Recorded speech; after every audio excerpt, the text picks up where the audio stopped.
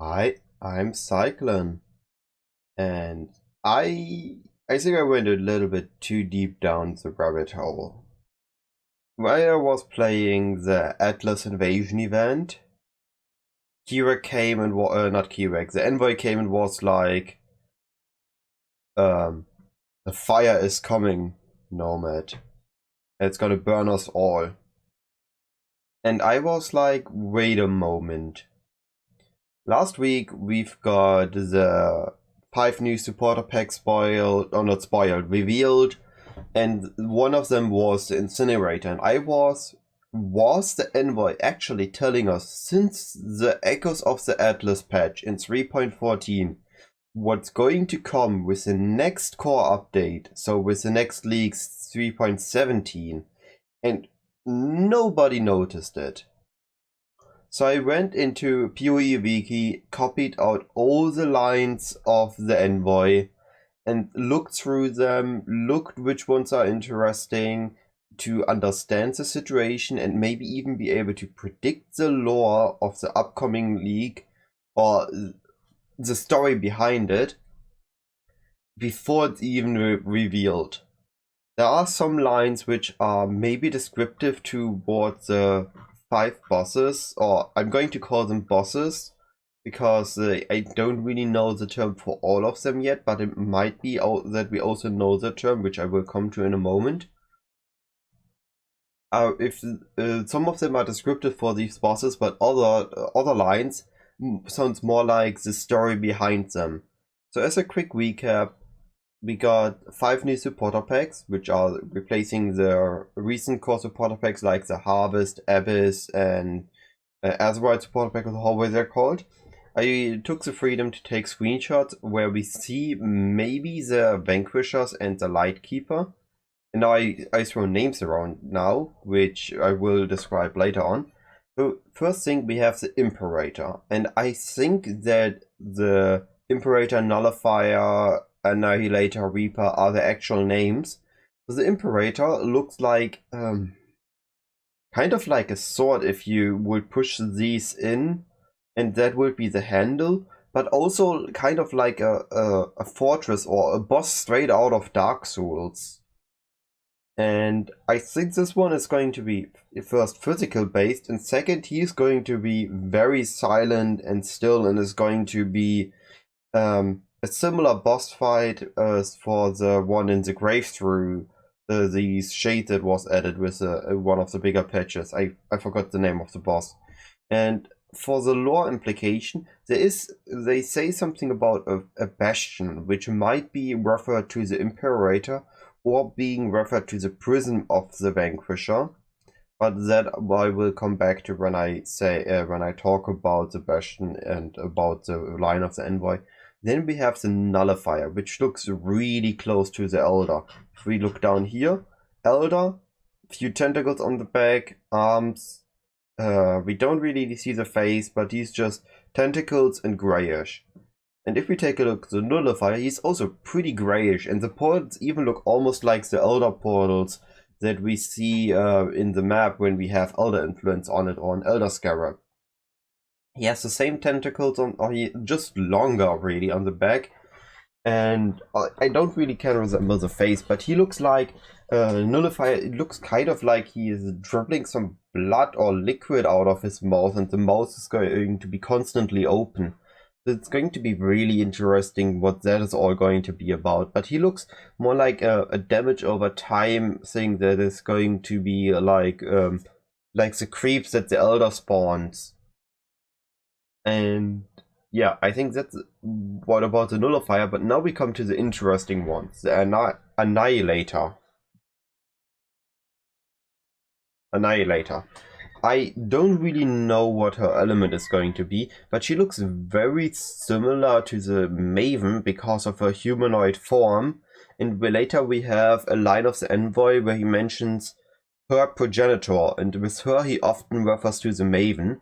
So what I think is happening here is that the Maven wanted to look similar to the Annihilator, which I will come back to later as well. But like the Maven humanoid form is very similar, or not very similar, but is resembled the Annihilator, which I think is going to be also celestial themed based on what we've seen from the supporter pack. Now we got the Ravager, which I'm going to quickly make that light black so we can actually read it. So he looks also very interesting. Instead of tentacles, it looks more like horns on his back. He has several arms holding like these blue flames on orbs. I don't really know. Then he has this jellyfish bubble on his head. Also, if you look closer, if you watch the video of the supporter pack, on the chest, and also on the chest of the MTX, there are like tiny tentacles, lines. So I think it meant to be very close to a jellyfish. So I think this is going to be a bit aquatic and cold based. And also maybe related to the Dreamer, which is mentioned in some lines. And then we come to the Incinerator, which I think is the most interesting out of all of them. If you make a side-of-side comparison between the Incinerator and the Elder, they have both a grey cloak covering most of their body. We don't see what's beneath them. The Elder has tentacles, yes, but they're coming out of the cloak. We don't know if there's anything else. And the Incinerator, we don't see anything out of him. He also sees that the Incinerator has 4 arms, exactly like the Elder. I think if we describe the Eldritch beings as overarching species, and then there are subspecies in, that the Elder and the Incinerator are of the same species. The next interesting thing, if you take a look at the symbol behind this bag, it is actually the same symbol that we've seen a lot in Aureas and a lot in Rayclass. For example, Immortal Call is making that symbol, that reverse Innocence staff, and that's the next thing. Innocence and the Templars are also using that symbol a lot. I think there is a really big connection that we're going to figure out eventually. On his face, it doesn't really resemble a lot with the symbol on the back, so I don't really know what that is going to be in connection with. But the last thing that's very interesting here is that he holds a light. And we're going to get lines about a so-called Light Keeper, which makes me think if the Incinerator maybe is the Light Keeper. So here we can see the Maven again. If you compare the Maven to the Annihilator, we have a floating female humanoid form with also a crone-like on the head. And here we have a floating female humanoid form with a crone-like thing on the head. Now, the Maven is less celestial, less glowing than her, but they are both fairly celestial. And we know that the Maven's original body, the nucleus, is more tentacle-like, more elder, more similar to the Elder than to the celestial here. But we don't know if the 4 bosses also will have nucleuses or anything, any other form. We just saw the humanoid forms of them. But that for the recap for what they look like again. Let's get into the actual theory making and the assumptions. Sakirik has the line that I mentioned last time, scrutinize every word the Envoy says. And the other thing is, that's not a good sign. I assumed it served her, but if that isn't true, then we may soon have a bigger problem on our hands. And the Envoy clearly stated several times, those I serve, they, them. So the Envoy stated he serves others, and Kirak says, well, we're going to have a bigger problem on our hand. And I assume, based by what we've seen for now, yes we do. And let's look into these problems. The first thing that I want to look at is the Light Keeper. I don't know if the Light Keeper will be the Incinerator, or if the Incinerator is going to be something else. So what I currently think, we had the Elder, who was like a very feral or corrupted, insane variant of an Eldritch being, because he was supposed to be very old, but also wasn't capable of words. And Maven, who was an infant, was able to say lines just after a few encounters with us. full sentences, and even words before that.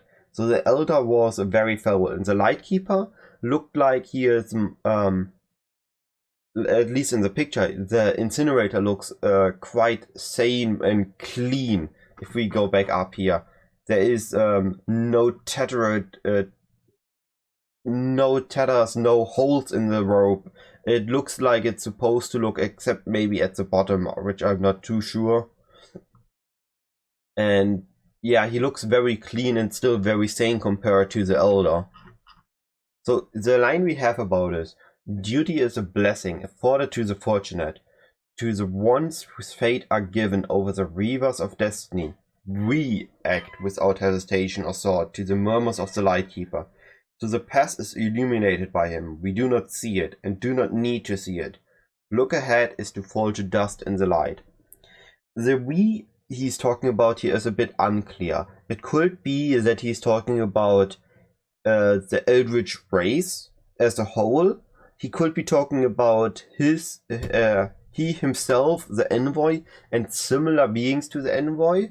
Or he could be talking about the Envoy, the Maven, the Vanquisher, and similar beings to the Maven. My assumption here is that this is a very early line compared to the time points those lines are supposed to be at, as the Envoy can not only see the present and the past, but also the future.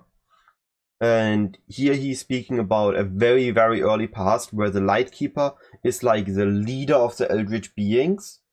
And they all did what the Lightkeeper told them to do. And then we have the line in the circle: there was a time before time, and perhaps a time before that, it told us. Here I'm not sure, as he words. Here he talks about him. Here the Lightkeeper is always a he, and here now he says it. So I don't know if there's a being over the Lightkeeper, or if there is a different being that has told the other beings, the Lightkeeper and other beings, Eldritch beings, about their past, about the time before time. That one is not fully clear. I want to assume it's a Lightkeeper, but I'm not fully sure. The rest is pretty much just that there was not a lot there. And now we have the Tangle. I think the Tangle and movement is about the very first moment of existence, where the Lightkeeper maybe was already existing there and before that, but at least the other Eldritch beings came into existence there. The emptiness shattered like ice, and through each crack rushed the tumult and mass, carving their place in existence with the desperate ferocity that attends every fight for life. Even the stars themselves began to vanish behind the tangle of grasping limbs and screaming mouths.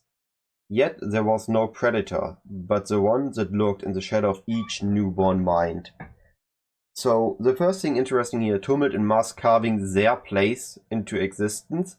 I think that is, like I said, about the Vanquishers, which we will come to in almost a moment. And the other Eldritch beings, like they call him to existence, because here they said grasping limbs and screaming mouths. And we've seen on several of them. This guy has several arms, several limbs. Not several limbs, but a screaming mouth maybe. It looks like a screaming mouth, and tentacles, maybe limbs again. And yeah, I'm not sure. But it fits that the Eldritch beings as a race have several limbs and screaming mouths, so it might very well be that is about all of them coming into existence. And then we have movement. The eternal stillness was replaced by a billowing storm of movement, A's and T's reflecting the smallness of lights, like furious and starving constellations. It felt instantaneous, but I cannot be certain. The time before held no meaning and left no mark. So here it's like in the Tangle, they came into existence, they were just all newborns. Now we have movement where they began to look around and started to feel their first feelings, start their first thoughts. Now we have survival. And I think that is at the same moment as movement. They cried out for the milk of the mother, and it was given. They danced rapturously beneath the nourishing rain, suffocating in the tangled amnion, falling one by one to the selfish scramble for survival. So here they say a milk of the mother, and I don't know if it is literal or metaphoric. If it's literal, that means that there is not just the Lightkeeper, which seems to be the leader of them, but also a mother, so something either on an equal ground to the Lightbringer, or maybe even higher. So maybe even further into the future we're going to get even more dangerous eldritch beings. And now we finally come the Vanquished. And I think that is either the title, I say 5 here, but maybe of the 4 Eldritch beings which are representing the 1st to the 4th supporter pack, or the Incinerator is not the Lightkeeper and is the 5th Vanquisher. So what it says, the Vanquishers lay waiting for the time of victory to sink beneath the noise of memory. Castle of bones and clay hold their beating hearts in the sacred secrecy for the era of loss and rebirth to come. So the Vanquishers lay waiting, so they're in a slumber, or they let themselves be set into the slumber. They did something, and that they had to hide, had to lay low, however that phrase goes. And they just were waiting for the right moment to reappear, and which is the era of loss and rebirth. And here is this is a very vague assumption. He says era of loss and rebirth, and I think it means the Maven rebirthing different enemies in the Atlas. For example, before the Maven appeared, the Conquerors reappearing after we killed Cyrus was kind of just accepted, at least as far as I remember. But after Maven was introduced, Kirik had a line, how did my brother is alive? How? This has to be the work of the Maven. She is recreating bosses, so somehow she's recreating them too. So the era of loss, losing people, losing warriors, losing things, and rebirthing of enemies that they keep coming back. I think that could be this, or maybe we're going to get something else that is more closer to that meaning. And now we come to the line Bastion and Bastion Hunger. Here I'm going to skip most of it. There are some interesting lines like Bastion of Flesh, and then there is those who followed in my footsteps. So there were people that followed the Envoy for whatever reason, and that I think, as far as I've read, is not really explained why he went there and why people followed, except maybe. I'm not sure about the connection of some of the texters. And he was crushed and swallowed whole, urged unerringly by those he led. I was welcomed into his embrace. And here's again his, and the only person he's keep referring to his or him or he is the Lightkeeper. So I think the Lightkeeper took the Envoy in, and then, or it's the Bastion somehow that he's referring to him, which then would mean that there is a being over the Lightkeeper. And then we have the Bastion's Hunger, where the Bastion once stood, unmoving and unbending and unerringly eternal. Now the flesh curls and relinquishes its grip on the stone. It hurls unanchored through the vast sea of darkness, crashing and cascading over all in its path, dragging and thralling all in its wake. It will arrive, so I know not when or how. So I think with this line that the Bastion is actually not the Lightkeeper is the his, and the Bastion is the imprisonment, the prison of the vanquished and the eldritch beings, where Maven comes from, where the Vanquisher will come from, where the Lightkeeper is holding. And it's which we get later down here in her restlessness, that the Maven was imprisoned somewhere. And I think that is this place. The Bastion is the prison. Now we have mortal effulgence undone. And I think this is again something before the prison existed or was in use. Like after the vanquished, they vanquished existed. Yeah, actually, let me quickly move that up. That makes more sense. The Eldritch beings came into existence, and then this happened. And he says, I set my eyes upon the great peaks of fire and light, and watched them unravel and devoured by the black sky above. I heard the core of darkness sing as it drank their fill, and left the world below a frozen, lifeless shell. This was their gift to me, the eternal servant, to walk among the countless silent screaming dead and witness. So he is already the servant, which doesn't add up with him getting into his embrace in the Bastion. But that makes me assume that the Bastion at that point is not a prison yet, but only later on becomes a prison. And the vanquished, so the eldritch beings, are roaming and destroying planes and worlds and consuming them. Similar to the Eldrazi in Magic the Gathering, if anybody knows that too. Excuse me. And there they are consuming the worlds, and maybe that is why he went to the Bastion, why people followed him. But he witnessed that, and at that point already he was their servant, and he was there to know it all, see it all, and be like a walking library and a historic book. The fire and light here, I don't think, refer directly to the Incinerator and the Annihilator or other Eldritch beings, but more like that are generic terms, that they destroy everything, be it a planet, be it a mountain, be it a river, be it whatever. They just destroy and take away.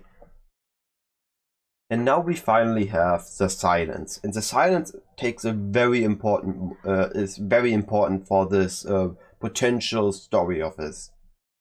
Those I serve, and here's the those. Here he says those I serve, which is the Keurig assuming if he does not serve the Maven and serves different people, that we are going to be in a lot of trouble. And here is the first time really he says those. So that he confirms that he does not serve the Maven, but he serves others, maybe including the Maven. Those I serve cast their eyes upon an endless, unchanging horizon, and have never had cause to look away. Without change, time passes like a tear in a stream. It is invisible, meaningless and insignificant to one with no beginning and no end. But then came the silence, and it deafened them, and dammed the stream, and now they can see nothing else and can hear nothing else. So the silence came suddenly, and I don't think that the silence came while the vanquished were still alive. Not alive, before the vanquished were in the slumber. I think the silence came when the vanquished were still in the slumber, and the imprisonment already happened. And the beings that the silence deafened were the Lightkeeper and the awake imprisoned people like the Maven.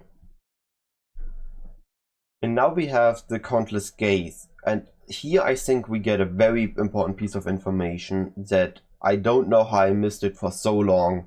I've heard that line many times, but I never connected it to the Atlas. The eyes that dwell among the stars, each burning with envy and desire, roll in turn and focus on this place.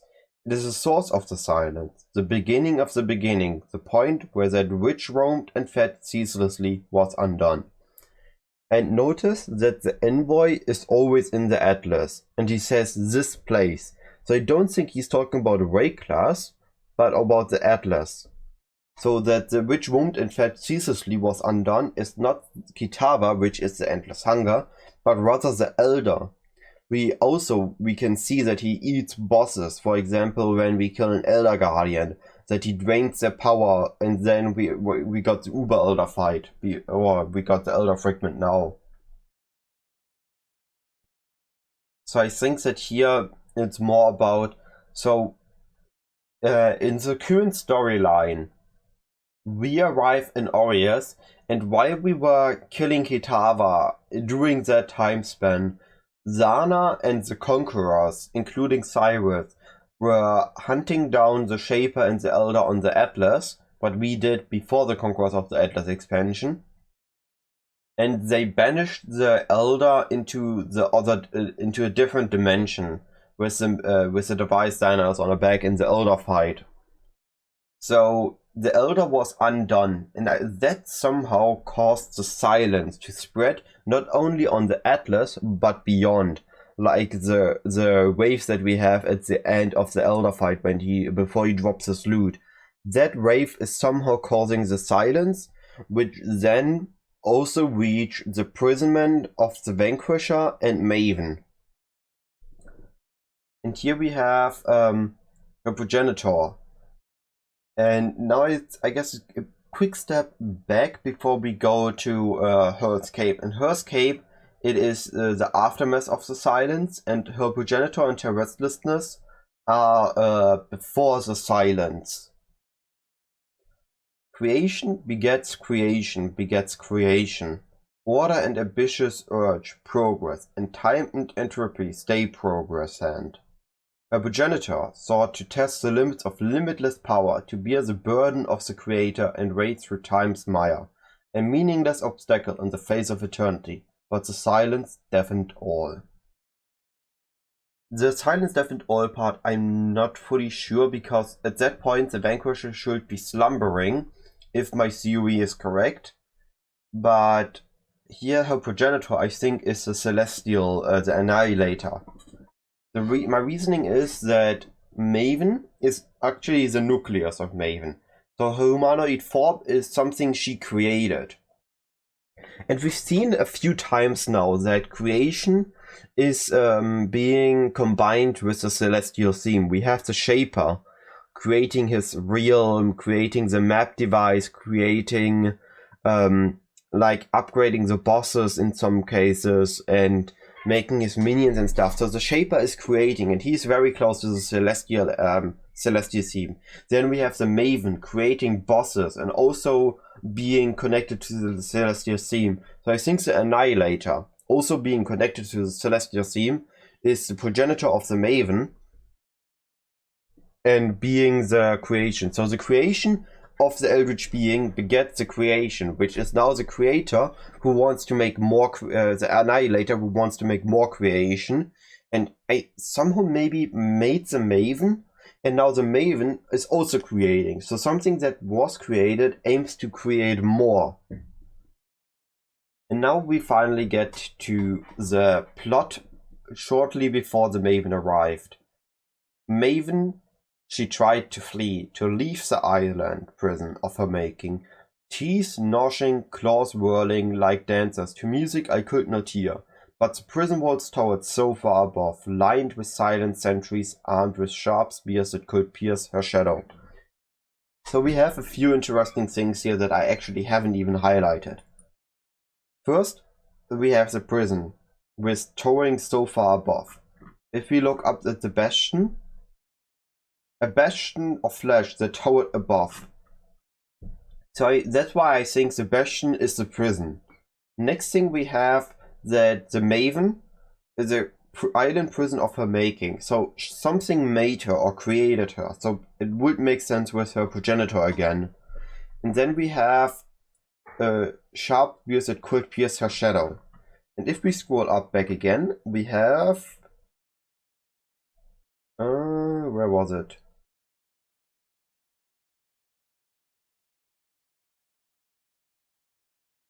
I can't find the here. But the one that lurked in the shadow of each newborn mind. So if we would replace that, they could even predate her predator. And I don't know what the predator is in this case, but it is interesting that all the lines seem to be connected somehow. So now, after the silence came, we have her escape. With the great silence came suddenly and without warning. And it was deafening to all. That was still, towered but not folded and frayed, The wall still towered, but now folded and frayed to her touch. She fled, and doing so dragged countless in her wake. The invitation was clear and could not be refused. It was deafening to all, and we could not look away. So first the silence deafened, and now her escape is deafening too. And I think that it again is like this wave thingy that happened from the Elder is the silence. And now she dragged countless, so when the Maven escaped, there were definitely other eldritch beings also in the prison, and she dragged them with her. But I don't think she dragged the Vanquishers with her, because they Maven dragged beings of her equal to her, so other newborns, other young eldritch beings with her. And then we have the Vanquishers, which remained behind, and now slowly going to awaken in the following text. And now we have finally Bound. I followed her, so I did not want to. I saw a moment, brief as a life, where I could stray and never return, and I did not take it. My thoughts were free and rendered and danced with abandon, but my form was ensnared and tethered. So the Envoy followed her. He was also dragged behind the Maven. And now we know what's going to happen to the rest of who followed the Maven with the Lightkeeper's rest. I tried to count the ones who followed her past the barrier, but none did, or all who did fell to dust into the light. This was the duty of one alone, to hold vigil as nascence ripened and the raw and unshaped was forged in the heat of time passage. My punishment would not be so easy to escape. So he says, in doing so dragged countless in her wake. So she pulled people with her, or someone, or something. And here, all who followed were fell into the dust in the light. So the Lightkeeper burned, destroyed everyone but Maven and the Envoy, who left the prison. And that's why I think the Vanquishers did not leave with the Maven, but later on, because then they wouldn't exist anymore. Now we have a question and a wonder. So Maven is now finally on the Atlas, starting to learn things. And then we have the collapse of order. The tether cinches them now as they awaken from their dreamless slumber. They are pulled by the leash of desire, each one. A tangle, a knot, and for the lucky perhaps the noose awaits them. The Lightkeeper can only stand and cast its glow and watch them all become entangled. And here, like I said, the Vanquishers are now awakening. They are now is the era of loss and rebirth. The Maven is now on the Atlas. They were already kind of awakened by the silence, and now the Maven roaming around the Atlas, taking bosses in the maps and rebirthing them, you killing them again as exile, and the cycle repeating over and over. And the desire of the Maven to learn, to play, to know the world and understand feelings is now pulling the Vanquishers towards the Atlas too. And this is now renewed. The fire and the want to fear is now what is going to happen. Those are not things that happened already, but things that are going to happen.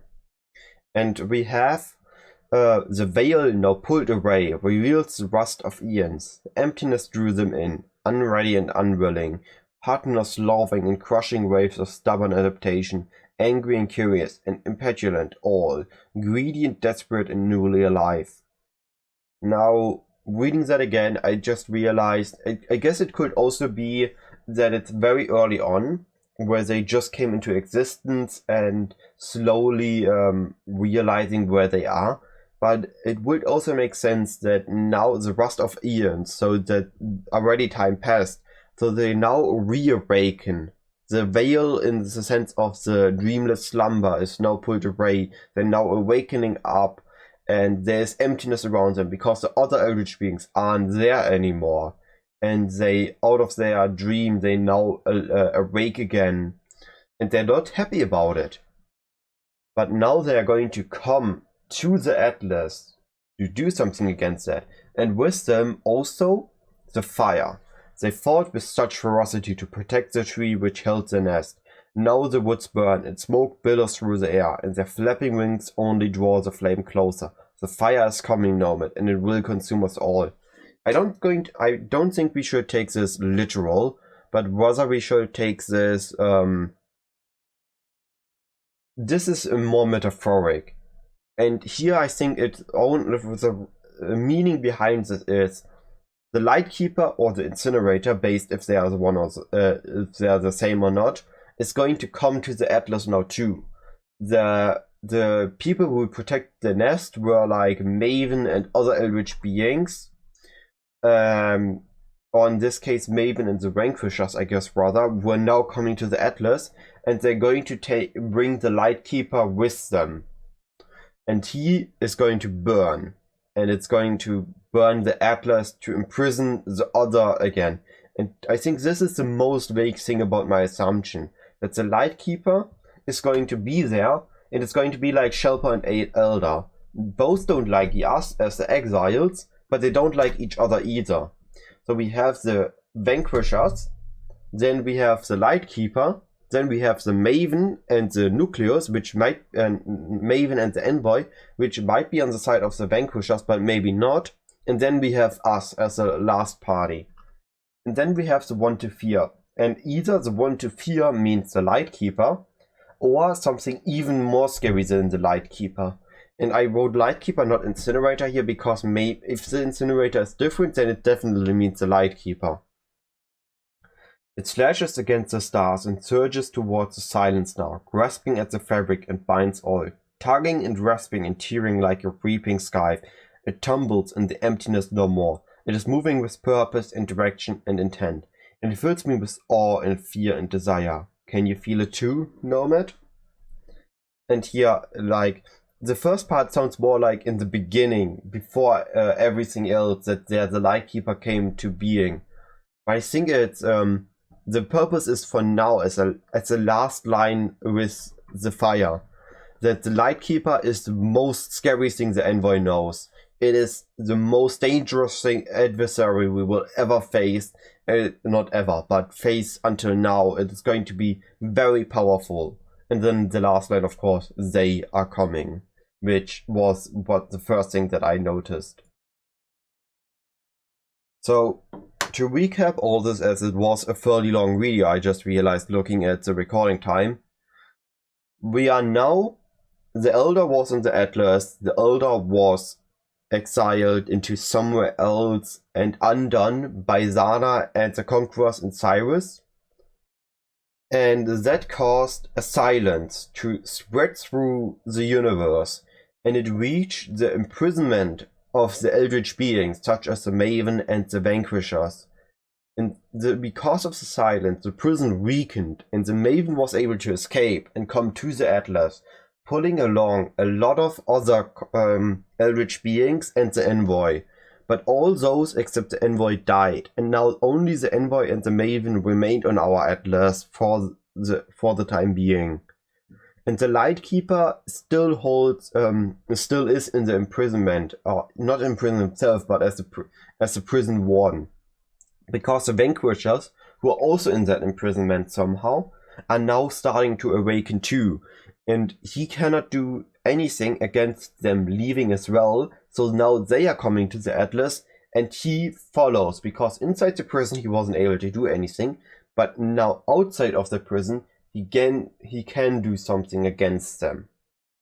So we have the Maven, the Envoy, the Vanquishers, the Lightkeeper or Incinerator, and then we come there and are just like the tiny human being against the massive eldritch beings. And I guess we have to step up from being a god killer and a Cyrus killer to being, I guess, a legend killer, which is going to be very interesting. So I think that is going to be the story of the next patch. Invaders of the Atlas, maybe?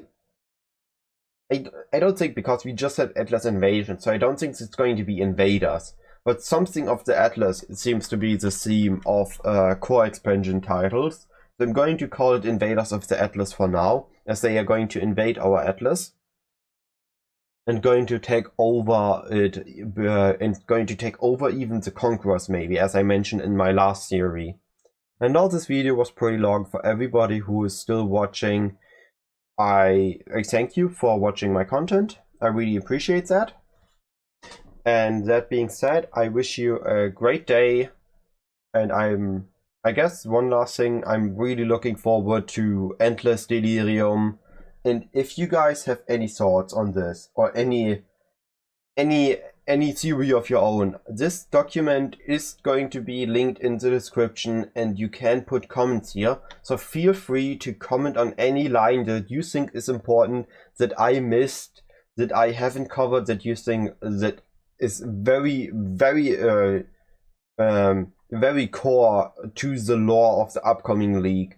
Feel free to comment that, and I will read through it. We can talk about it then over the comments in the description, or join my Discord, then we can talk there. All that being said, have a wonderful day.